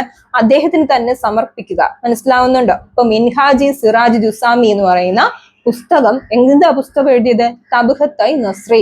തബ്ഖത്ത്-ഐ-നസ്രി എന്ന് പറയുന്ന പുസ്തകം എഴുതിയ അദ്ദേഹം എന്നിട്ട് ആർക്ക് തന്നെ കൊടുത്തു? രാജാവിന് തന്നെ സമർപ്പിക്കുകയുണ്ടായി. മനസ്സിലാവുന്നുണ്ടോ? ഇപ്പൊ പേർഷ്യൻ ഹിസ്റ്റോറിയോഗ്രാഫിയിൽ നമുക്ക് പഠിക്കാനായിട്ടുള്ളത് political history, life of people. Political history, life of people എന്നാണ് ഇതിന് പ്രാധാന്യം നൽകിയത്. രാജാക്കന്മാരുടെ ജീവിത രീതിയും അവരുടെ ലൈഫ് സ്റ്റൈലിനെ കുറിച്ചും ഒക്കെ നമുക്ക് ഇതിൽ എന്ത് ചെയ്യാൻ പറ്റും? റിഫർമേഷനെ കുറിച്ചൊക്കെ കാണാൻ കഴിയും. പിന്നെ ആരാണ് അവിടെ എഴുതിയത്? മിൻഹജ് അൽ സിറാജ് ജുസാമി. മിൻഹജ് അൽ സിറാജ് ജുസാമി എന്ന് പറയുന്ന വ്യക്തി ഏതൊരു ബുക്ക് എഴുതി? ഒരു ബുക്ക് എഴുതിയിട്ടുണ്ട്. അത് ഏത് ബുക്കാണ്? തബ്ഖത്ത്-ഐ-നസ്രി എന്ന് പറയുന്ന പുസ്തകം എഴുതി. തബ്ഖത്ത്-ഐ-നസ്രി എന്ന് പറയുന്ന പുസ്തകം എഴുതി. നസ്രി എന്ന് പറയുന്ന രാജാവിനെ കുറിച്ചിട്ടാണ്, അദ്ദേഹത്തിന്റെ കാര്യങ്ങളെ കുറിച്ചിട്ടാണ് ഈ പുസ്തകത്തിൽ എഴുതിയത്. എന്നിട്ട് ആ പുസ്തകം ആർക്ക് തന്നെയാണ് ഡെഡിക്കേറ്റ് ചെയ്തത്? യെസ്, നസ്രി രാജാവിന് എന്ത് ചെയ്യുന്നു? ഡെഡിക്കേറ്റ് ചെയ്യുന്നുണ്ട്. അപ്പൊ അവിടെ പണ്ട് പേർഷ്യൻ ഹിസ്റ്റോറിയോഗ്രാഫിയിൽ എന്താണ്? ഒരു രാജാക്കന്മാരെയോ അല്ല ഒരു ഭരണകർത്താക്കന്മാരെയോ മാത്രം എന്ത് ചെയ്യുന്നു? എഴുതുന്ന രീതി. ഇനി അടുത്ത് സിയാവുദ്ദീൻ ബറാനി. സിയാവുദ്ദീൻ ബറാനി നമുക്കറിയാം താരിഖ്-ഇ ഫിറോസ് ഷാഹി. താരിഖ്-ഇ ഫിറോസ് ഷാഹി എന്ന് പറയുന്ന പുസ്തകം, അല്ലെങ്കിൽ ഫിറോസ് ഷാ രാജാവിനെ കുറിച്ച്, തുഗ്ലക്കിനെ പറ്റി എഴുതിയ ആ വ്യക്തിയാണ് ആര്? സിയാവുദ്ദീൻ ബറാനി. മനസ്സിലാവുന്നുണ്ടോ? അപ്പൊ ശ്രദ്ധിച്ചിരിക്കുക. മിൻഹജ് അൽ സിറാജ് ജുസാമി എന്ന് പറയുന്ന പുസ്തകം എഴുതിയത് തബ്ഖത്ത്-ഐ-നസ്രി അല്ലെ. മിൻഹജ് എഴുതിയ പുസ്തകത്തിന്റെ പേരെന്താണ്? തബ്ഖത്ത്-ഐ-നസ്രി എന്നും. സിയാവുദ്ദീൻ ബറാനി എഴുതിയത് താരിഖ്-ഇ ഫിറോസ്. താരിഖ്-ഇ ഫിറോസ്. താരിഖ്-ഇ ഫിറോസ് എന്ന് എന്താണ്? ഫിറോസ് ഷാ തുഗ്ലക്കിനെ കുറിച്ചിട്ടാണ് ആരെഴുതുന്നത്? സിയാവുദ്ദീൻ ബറാനി എഴുതുന്നത്. മനസ്സിലായി. അടുത്ത് ചാസ്നാമ. അടുത്ത പുസ്തകത്തിന്റെ പേര് ചാസ്നാമ. അത് എഴുതിയത് മുഹമ്മദ് ബിൻ ഖൗസിം. മുഹമ്മദ് ബിൻ ഖൗസിം ആണ് ചാസ്നാമ എന്ന് പറയുന്ന പുസ്തകം എഴുതിയത്. അൽബുറൈനിയുടെ കിതാബ് അൽ ഹിന്ദ്. മനസ്സിലാവുന്നുണ്ടോ? അൽബുറൈനിയുടെ കിതാബ് അൽ ഹിന്ദ്. ഇതിനകത്ത് നമുക്ക് പേർഷ്യൻ ഹിസ്റ്റോറിയോഗ്രാഫിയിൽ 3 പേരെ പഠിക്കാനുണ്ട്. ശ്രദ്ധിക്കുക. മിൻഹാജ് അൽ സിറാജ് ജുസാമി എഴുതിയത് തബ്ഖത്ത്-ഐ-നസ്രി. നിങ്ങൾക്ക് ഫ്ലോ ചാർട്ടിനോ ചിലപ്പോ നമുക്ക് എന്താണ് ചേരുപടി ചേർക്കുക, അതുപോലെ തന്നെ മറ്റ് ബ്രാക്കറ്റിൽ നിന്ന് എടുത്തെഴുതുക, അങ്ങനെയുള്ള കുറെ ക്വസ്റ്റ്യൻസിൽ നമുക്ക് ഇത് ചോദിക്കാൻ ചാൻസ് കൂടുതലാണ്. ശ്രദ്ധിക്കാം. മിൻഹജ് അൽ സിറാജ് ജുസാമി എന്ന് പറയുന്ന പുസ്തകം എഴുതിയത് തബ്ഖത്ത്-നസ്രി. ഓക്കെ, തബ്ഖത്ത്-നസ്രിയെ കുറിച്ചിട്ടാണ് എന്ത് ചെയ്യുന്നത്? മിൻഹജ് ഈ പുസ്തകത്തിൽ പരാമർശിക്കുന്നത്. സിയാവുദ്ദീൻ ബറാനി ആരെ കുറിച്ചാണ് എഴുതിയത്? താരിഖ്-ഇ ഫിറോസ്. താരിഖ്-ഇ ഫിറോസ്. അതുപോലെ തന്നെ ഇവിടെ പറയുന്നുണ്ട് ചാസ്നാമ. ചാസ്നാമ എഴുതിയത് മുഹമ്മദ് ബിൻ ഖൗസിം. മുഹമ്മദ് ബിൻ ഖൗസിം ആണ് ചാസ്നാമ എന്ന് പറയുന്ന പുസ്തകം എഴുതിയത്. അൽബുറൈനി എന്തിനെ കുറിച്ചാണ് എഴുതിയത്? കിതാബ് അൽ ഹിന്ദ്. അൽബുറൈനി കിതാബ് അൽ ഹിന്ദ് എന്ന് പറയുന്ന പുസ്തകമാണ് എഴുതിയത്. മനസ്സിലാവുന്നുണ്ടോ? അടുത്ത ക്വസ്റ്റിലോട്ട് പോവാം. Write the contribution of Barani to history writing. നമ്മുടെ ബറാനിയുടെ ചരിത്രരചനയെ കുറിച്ച് എഴുതാനാണ്. ബറാനിയുടെ ചരിത്രരചനയെ കുറിച്ചിട്ട് ഒരു എസ്സേ ക്വസ്റ്റ്യൻ പോലെ നിങ്ങളോട് ചോദിക്കുന്നുണ്ട്. കോൺട്രിബ്യൂഷൻസ് ആണ്. കോൺട്രിബ്യൂഷൻ കൂടുതലും ഞാൻ എടുത്തിട്ടുള്ള ക്വസ്റ്റ്യൻ ആൻസർ എന്ന് പറയുന്നത് നിങ്ങളുടെ ടെക്സ്റ്റ് ബുക്കിനകത്തുള്ള ക്വസ്റ്റ്യൻ ആൻസർ ആണ്. ടെക്സ്റ്റ് ബുക്കിനകത്തുള്ള ക്വസ്റ്റ്യൻ ആൻസർ ആണ് കൂടുതലായിട്ട് എന്ത് ചെയ്തിട്ടുള്ളത്? എടുത്തിട്ടുള്ളത്. മാക്സിമം അത് തന്നെ എന്ത് ചെയ്യുക? പഠിക്കുക. കാരണം അതൊക്കെ തന്നെയാണ് എക്സാമിന് ചോദിച്ച് കണ്ടിട്ടുള്ളത്. ഓക്കെ, അടുത്തെന്താണ് പറയുന്നത്? Right the contribution of Barani history of writing. Contributions of history of writing. Contributions എന്ന് പറയുമ്പോൾ എന്തായിരിക്കാം? സംഭാവനകൾ. ആരുടെയാണ്? ബറാനിയുടെ സംഭാവനകൾ ഏതൊക്കെയാണ്? മുഹമ്മദ് ബിൻ തുഗ്ലക്കിന്റെയും ഫിറോസ് ഷായുടെയും ഭരണകാലത്ത് ഡൽഹി സുൽത്താനേറ്റിലെ ഒരു ഇന്ത്യക്കാരനായ രാഷ്ട്രീയ ചിന്തകനായിരുന്നു ആര്? സിയാവുദ്ദീൻ ബറാനി. ശ്രദ്ധിച്ചിരിക്കുക. മുഹമ്മദ് ബിൻ തുഗ്ലക്കിന്റെയും ഫിറോസ് ഷായുടെയും കാലഘട്ടത്തിൽ, മുഹമ്മദ് ബിൻ തുഗ്ലക്കിന്റെയും ഫിറോസ് ഷായുടെയും ഭരണകാലത്ത് ഡൽഹി സുൽത്താനേറ്റിൽ ഒരു ഇന്ത്യക്കാരനായ രാഷ്ട്രീയ ചിന്തകനായിരുന്നു സിയാവുദ്ദീൻ ബറാനി.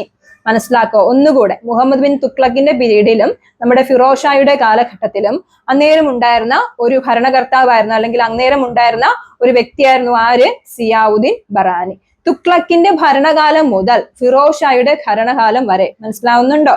തുഗ്ലക്കിന്റെ ഭരണകാലം മുതൽ ഫിറോസ് ഷാ തുഗ്ലക്കിന്റെ ഭരണത്തിന്റെ ആദ്യ 6 വർഷം വരെയുള്ള കാലഘട്ടത്തെ ഉൾക്കൊള്ളുന്ന മധ്യകാല ഇന്ത്യയെക്കുറിച്ചുള്ള ഒരു കൃതിയായ താരിഖ്-ഇ ഫിറോസ് ഷാഹി രചിച്ചതിലൂടെ നമ്മൾ നേരത്തെ പഠിച്ച ആ കാര്യം തന്നെയാണ്. അതായത് സിയാവുദ്ദീൻ ബറാനി എന്ന് പറയുന്ന വ്യക്തി ഒരു ലോകം അറിയുന്ന തരത്തിൽ മാറിയത് ഏത് ബുക്ക് എഴുതിയതിലൂടെയാണ്? താരിഖ്-ഇ ഫിറോസ് ഷാഹി എന്ന് പറയുന്ന പുസ്തകം എഴുതിയതിലൂടെയാണ് സിയാവുദ്ദീൻ ബറാനി ലോകം അറിയുന്ന ഒരു ചരിത്രകാരനായിട്ട് മാറുന്നത്. അത്രയും പറയാനാണ് ഇത്രയും വളച്ചൊടിച്ചത്. മനസ്സിലാവുന്നുണ്ടോ? അതായത് ഇവിടെ തുടക്കത്തിൽ തന്നെ പറയുന്നുണ്ട്, മുഹമ്മദ് ബിൻ തുഗ്ലക്കിന്റെയും ഫിറോസ് ഷായുടെയും കാലഘട്ടത്തില് ഡൽഹി സുൽത്താനേറ്റിന്റെ ഒരു ഇന്ത്യക്കാരനായ രാഷ്ട്രീയ ചിന്തകനായിരുന്നു ആര്?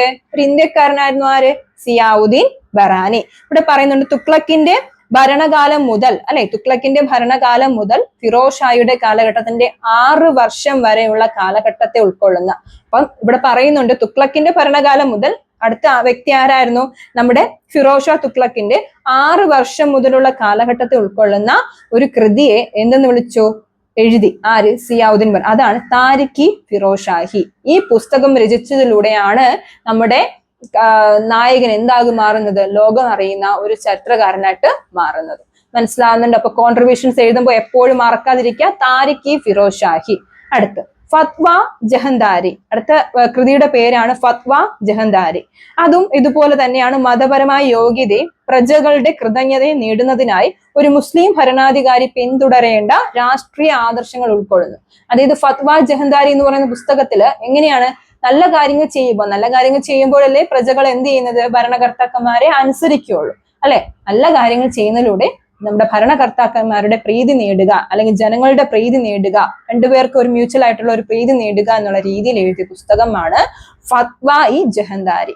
ഫത്വ-ഇ ജഹന്താരി എന്ന് പറയുന്നത് എന്താണ്? ഒരു മതപരമായ യോഗ്യതയും പ്രജകളുടെ കൃതജ്ഞത അല്ലെ, പ്രജകളുടെ കൃതജ്ഞത എന്ന് പറയുന്നത് എന്താണ്? നന്ദി അല്ലെ, നന്ദിയും നേടുന്നതിനായി ഒരു മുസ്ലിം ഭരണാധികാരി പിന്തുടരേണ്ട രാഷ്ട്രീയ ആദർശങ്ങൾ ഉൾക്കൊള്ളുന്ന ഒരു പുസ്തകമാണ് ഇത് ഫത്വ-ഇ ജഹന്താരി. അപ്പൊ ശ്രദ്ധിക്കുക, ഈ ഒരു പാഠഭാഗത്തിൽ ഞാൻ പറയുന്നുണ്ട് എപ്പോഴും എന്താണ് വലിയ ഒരു പേരുകളൊക്കെ നമുക്ക് വരുന്നുണ്ട്. ഒരുപാട് വലിയ പേരുകളാണ് കൂടുതലായിട്ട് വരുന്നത്. നിങ്ങൾ അത് കാണുമ്പോൾ തന്നെ ബോറടിക്കാൻ നിൽക്കരുത്. 1-2 പ്രാവശ്യം വായിക്കുക. അത് മനസ്സിലായില്ലെങ്കിൽ ഈ വലിയ പേരുകളെല്ലാം ഒന്ന് എഴുതുക. ഒരു ബുക്കിൽ എഴുതി വരുമ്പോൾ നിങ്ങൾക്കത് മനസ്സിൽ ബൈഹാർട്ടായിട്ട് കിടക്കും. അപ്പൊ ഇവിടെ നമ്മൾ കുറേ ചാച്ച്നാമ എന്നും അതുപോലെ തന്നെ താരിഖി ഫിറോസ് ഷാഹി എന്നും അതുപോലെ തന്നെ ഫത്വ ജഹന്താരി, അങ്ങനെ കുറേ പേരുകൾ നമ്മൾ പഠിക്കുന്നുണ്ട്. ഇവിടെ നോക്കിക്കേ, ഇവിടെ പറയുന്നുണ്ട് സിയാവുദ്ദീൻ ബർഹാനിയുടെ കോൺട്രിബ്യൂഷൻസ് ആണ് നമ്മൾ പറയുന്നത് അല്ലെ. ബർഹാനിയുടെ കോൺട്രിബ്യൂഷൻസ് എങ്ങനെയാണ്? മുഹമ്മദ് ബിൻ തുഗ്ലക്കിന്റെ ഫിറോസ് ഷായുടെ ഭരണകാലത്ത് ഡൽഹി സുൽത്താനേറ്റിലെ ഒരു ഇന്ത്യക്കാരനായ രാഷ്ട്രീയ ചിന്തകനായിരുന്നു ആര്? സിയാവുദ്ദീൻ ബർഹാനി എന്ന് പറയുന്നത്. പിന്നെ ഇവിടെ പറയുന്നുണ്ട് തുഗ്ലക്കിന്റെ ഭരണകാലം മുതൽ ഫിറോസ് ഷായുടെ ഭരണകാലം വരെയുള്ള 6 വർഷം വരെയുള്ള ഭരണകാലത്തെ എന്ത് ചെയ്യുന്നുണ്ട്? അദ്ദേഹം ഇവിടെ പരാമർശിക്കുന്നുണ്ട്. ഇതിനെ എന്തെന്ന് വിളിക്കുന്നു? ഈ കാലഘട്ടത്തെ ഒരു ബുക്കിലൂടെ എഴുതി. അതാണ് താരിഖി ഫിറോസ് ഷാഹി എന്ന് പറയുന്ന പുസ്തകം. പിന്നെ എഴുതി ഫത്വ-ഇ ജഹന്താരി. ഫത്വ-ഇ ജഹന്താരി എന്തിനാ എഴുതിയത്? ജനങ്ങളുടെ കൃതജ്ഞത കിട്ടുക അല്ലെ, നല്ല കാര്യങ്ങൾ ചെയ്യുന്നതിലൂടെ മതപരമായ യോഗ്യതയിലൂടെയൊക്കെ എന്താണ് ജനങ്ങളുടെ കൃതജ്ഞത കിട്ടുന്നതിന് വേണ്ടിയിട്ട് ഒരു മുസ്ലിം ഭരണാധികാരി പിന്തുടരേണ്ട കാര്യങ്ങളെ കുറിച്ച്, ഒരു മുസ്ലിം ഭരണാധികാരി എങ്ങനെ ആയിരിക്കണം സമൂഹത്തിൽ, അപ്പോഴാണ് ജനങ്ങളിൽ നിന്ന് എന്ത് കിട്ടുന്നത്? പ്രശംസയും കൃതജ്ഞതയും ഒക്കെ കിട്ടുന്നത്. അതിനെ കുറിച്ചിട്ടാണ് എന്ത് ചെയ്യുന്നത്? ഈ ഒരു പുസ്തകത്തിൽ എഴുതുന്നത് ഫത്വ-ഇ ജഹന്താരി. ക്ലിയർ ആവുന്നുണ്ടോ? ഓക്കെ. ഇനി അടുത്തൊരു ക്വസ്റ്റ്യൻ നിങ്ങളുടെ ടെക്സ്റ്റ് ബുക്കിലുണ്ട്. വാട്ട് ആർ ഇൻഷാസ്? എന്താണ് ഇൻഷ?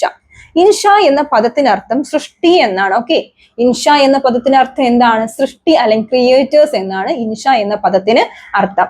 ഖുറാൻ പോലുള്ള ക്ലാസിക്കൽ അറബി സാഹിത്യത്തിൽ ഇത് ഉപയോഗിച്ചിട്ടുണ്ട്. ഖുറാൻ അല്ലെ, ഖുറാൻ എന്ന് പറയുമ്പോൾ നമുക്കറിയാം ഒരു മതപരമായ ഒരു ഗ്രന്ഥമാണ് അല്ലെ, വിശുദ്ധ ഗ്രന്ഥമാണ്. അപ്പൊ ഖുറാൻ പോലെയുള്ള ഒരു ഗ്രന്ഥത്തിൽ ഇതിനെക്കുറിച്ച് എന്ത് ചെയ്യുന്നുണ്ട്? പരാമർശിക്കുന്നുണ്ട്. ഇൻഷ എന്ന പദത്തിന് അർത്ഥം ശ്രദ്ധിച്ചിരിക്കുക. ഇൻഷ എന്ന പദത്തിന് അർത്ഥം എന്താണ്?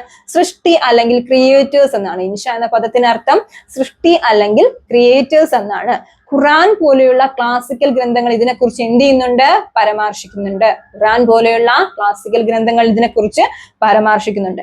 ഇൻഷ എഴുത്ത് പ്രധാനമായും ശാസ്ത്രീയ ഗ്രന്ഥങ്ങളിൽ ഗദ്യത്തിന്റെ ഉപയോഗത്തെക്കാൾ ഒരാളുടെ ഉള്ളിലെ വികാരങ്ങൾ, അപ്പൊ ഇൻഷ എന്ന് പറയുമ്പോൾ ശ്രദ്ധിച്ചിരിക്കുക, ഒരാളുടെ ഉള്ളിലെ വികാരങ്ങളെ കുറിച്ചാണ് പറയുന്നത്. ഒരാളുടെ ഉള്ളിലെ വികാരങ്ങളെ കുറിച്ച് പറയുന്നതാണ് എന്തെന്ന് പറയുന്നത്? ഇൻഷ എന്ന് പറയുന്നത്. മനസ്സിലായോ? ഇൻഷ എന്ന് പറയുന്നത് എന്താണ്? സൃഷ്ടി.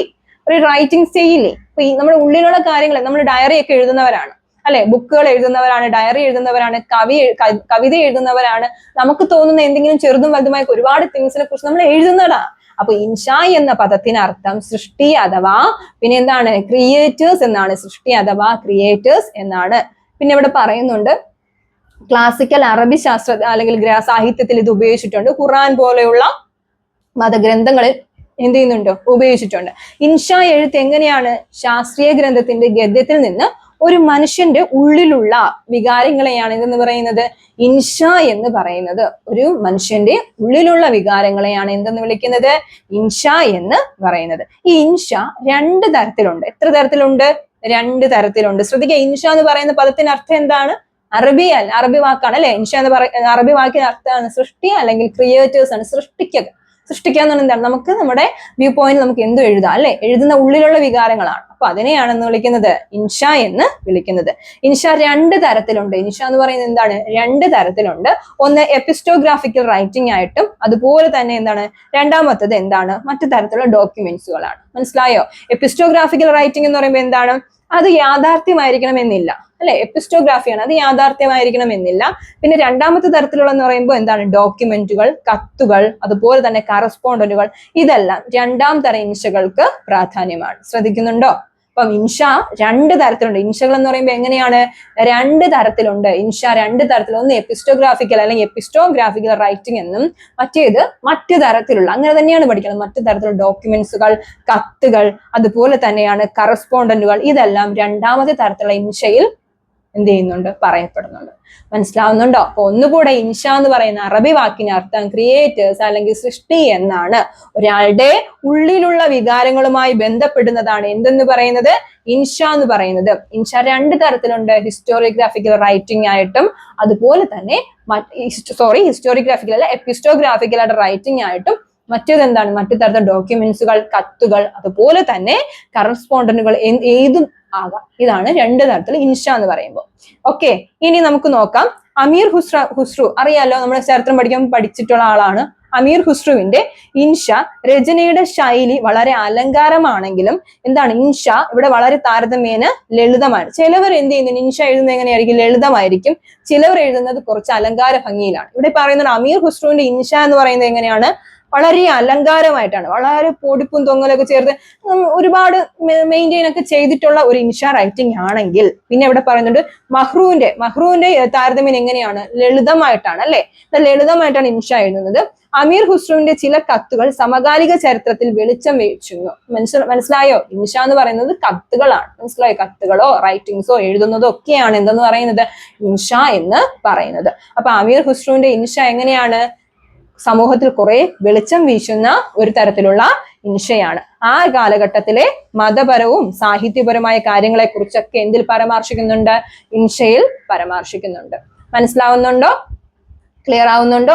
ഓക്കെ, കത്തുകളുടെ സ്വഭാവം, വിലാസക്കാരനും എഴുത്തുകാരനും തമ്മിലുള്ള ബന്ധം, താരതമ്യേന എന്താണ്? ഇവയെല്ലാം രാജ്യത്തിന്റെ ഭരണാധികാരിയാണെങ്കിൽ അയാൾ നിന്ന് പുറപ്പെടുന്ന ഇൻഷയെ അതിന്റെ ഉള്ളടക്കത്തിന്റെ സ്വഭാവം അനുസരിച്ച് എങ്ങനെ പറയുന്നുണ്ട്? ഫർമാൻ, മൻഷൂർ അല്ലെങ്കിൽ ഫത്നാമ എന്നിങ്ങനെ തിരിക്കാം. വേറൊന്നും അല്ല, ടെക്സ്റ്റ് ബുക്കിൽ കൊടുത്തിട്ടുണ്ട്. കത്തുകളുടെ സ്വഭാവം എങ്ങനെയാണ്?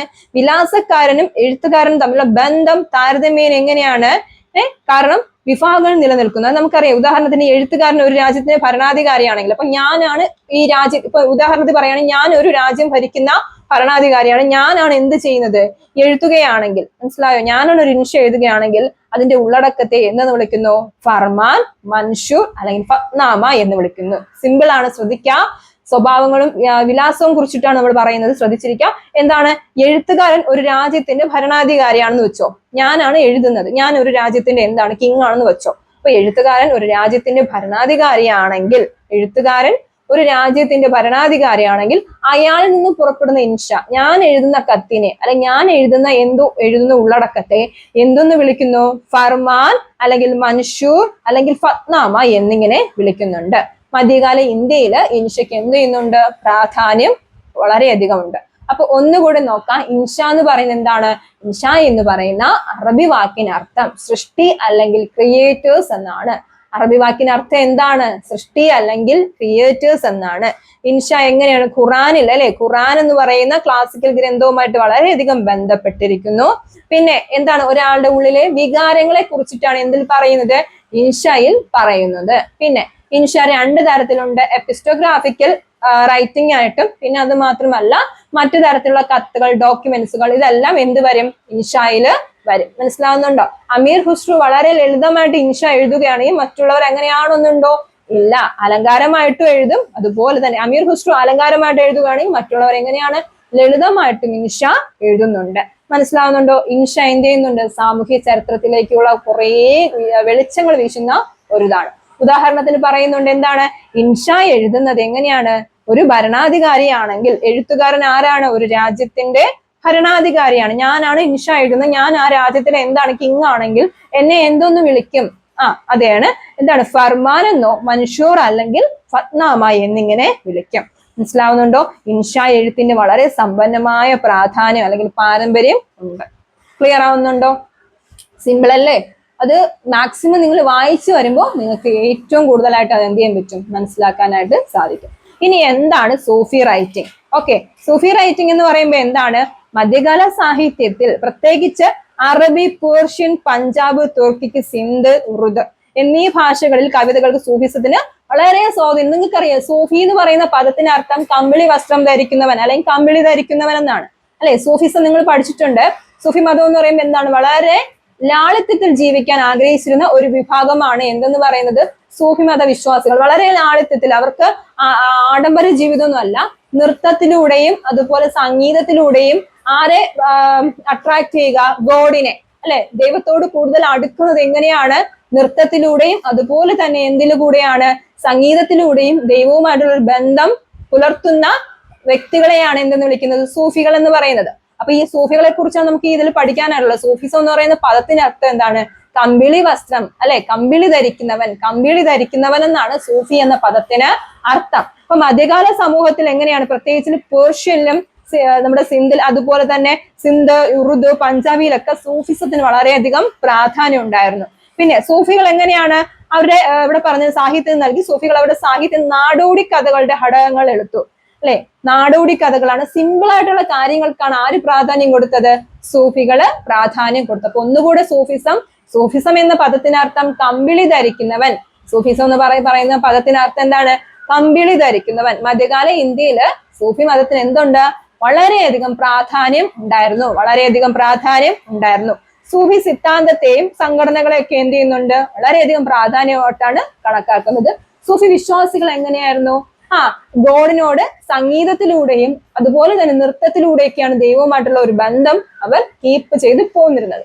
മനസ്സിലാവുന്നുണ്ടോ? ഇവിടെ പറയുന്നുണ്ട്. പിന്നെ സൂഫി എന്ന് പറയുമ്പോൾ എന്താണ്? വളരെ ലളിതമായ ജീവിതത്തിനാണ് പ്രാധാന്യം കൊടുത്തത്. ആർഭാട ജീവിതം അവർ എന്ത് ചെയ്യുന്നില്ല, പ്രൊമോട്ട് ചെയ്തിരുന്നില്ല.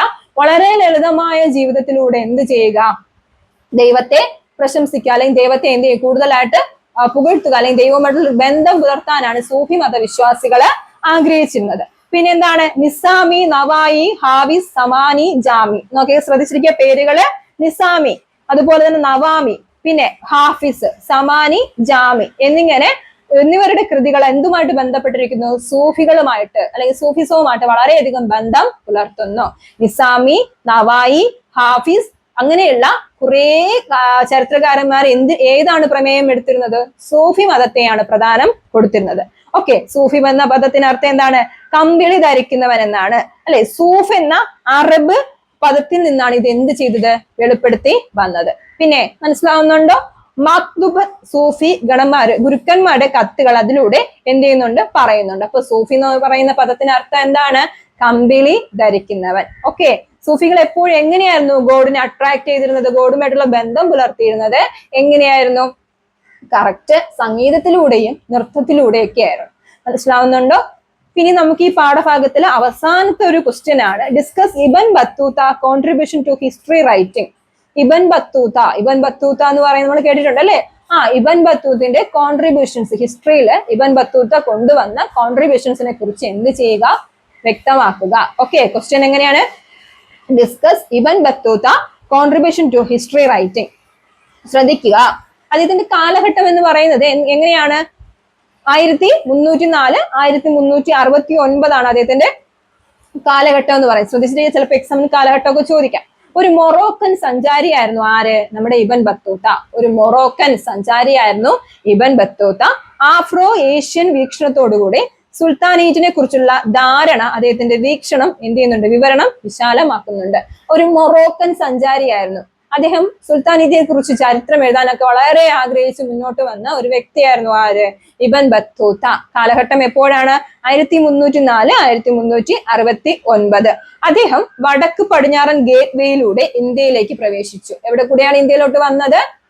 വടക്ക് പടിഞ്ഞാറൻ ഗേറ്റ് വേയിലൂടെ ഇന്ത്യയിലേക്ക് പ്രവേശിച്ചു.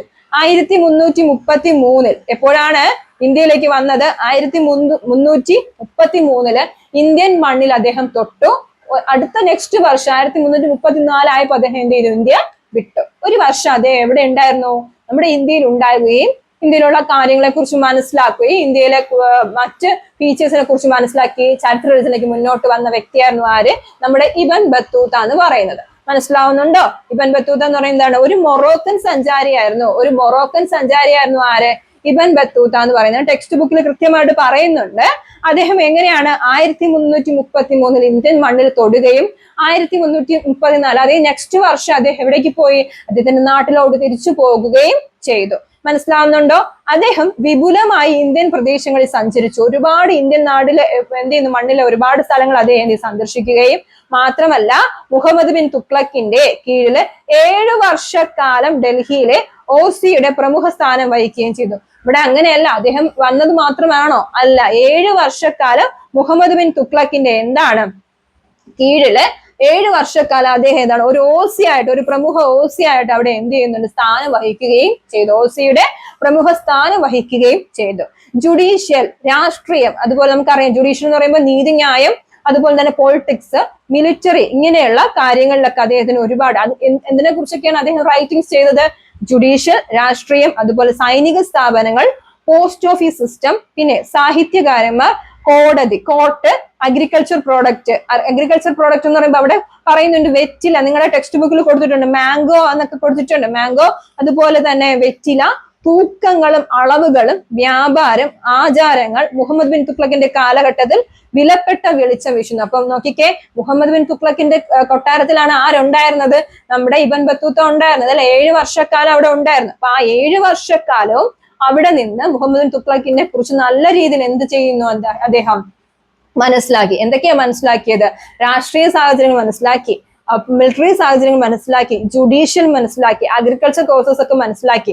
കൂടാതെ എങ്ങനെയാണ് ട്രേഡ്, കോർട്ട്, മെഷർമെന്റ്സ്, ഇതിനെ കുറിച്ചൊക്കെ എന്ത് ചെയ്തു? അദ്ദേഹം ഐഡന്റിഫൈ ചെയ്യുകയും അതിനെക്കുറിച്ച് അദ്ദേഹം ചരിത്രരചന നടത്തുകയും ചെയ്തു. മനസ്സിലാവുന്നുണ്ടോ? പിന്നെ ഇവിടെ പറയുന്നുണ്ട് അദ്ദേഹത്തിന്റെ വിനാശകരമായ ഹരാച്ചിൽ പരിവേഷണം, ക്ഷാമത്തിന്റെ കാഠിന്യം എന്നിവയെ കുറിച്ചും അദ്ദേഹം എന്ത് ചെയ്യുന്നുണ്ട്? കാരണം മുഹമ്മദ് ബിൻ തുഗ്ലക്കിന്റെ കാലഘട്ടത്തിൽ ഹരാച്ചിൽ പരിവേഷണം, അതായത് ഹരാച്ചിൽ അറ്റാക്ക് അദ്ദേഹത്തിന് നേരിടേണ്ടതായിട്ട് വന്നു. അതിനുശേഷം അവിടെ ഭയങ്കരമായിട്ട് എന്ത് സംഭവിച്ചു?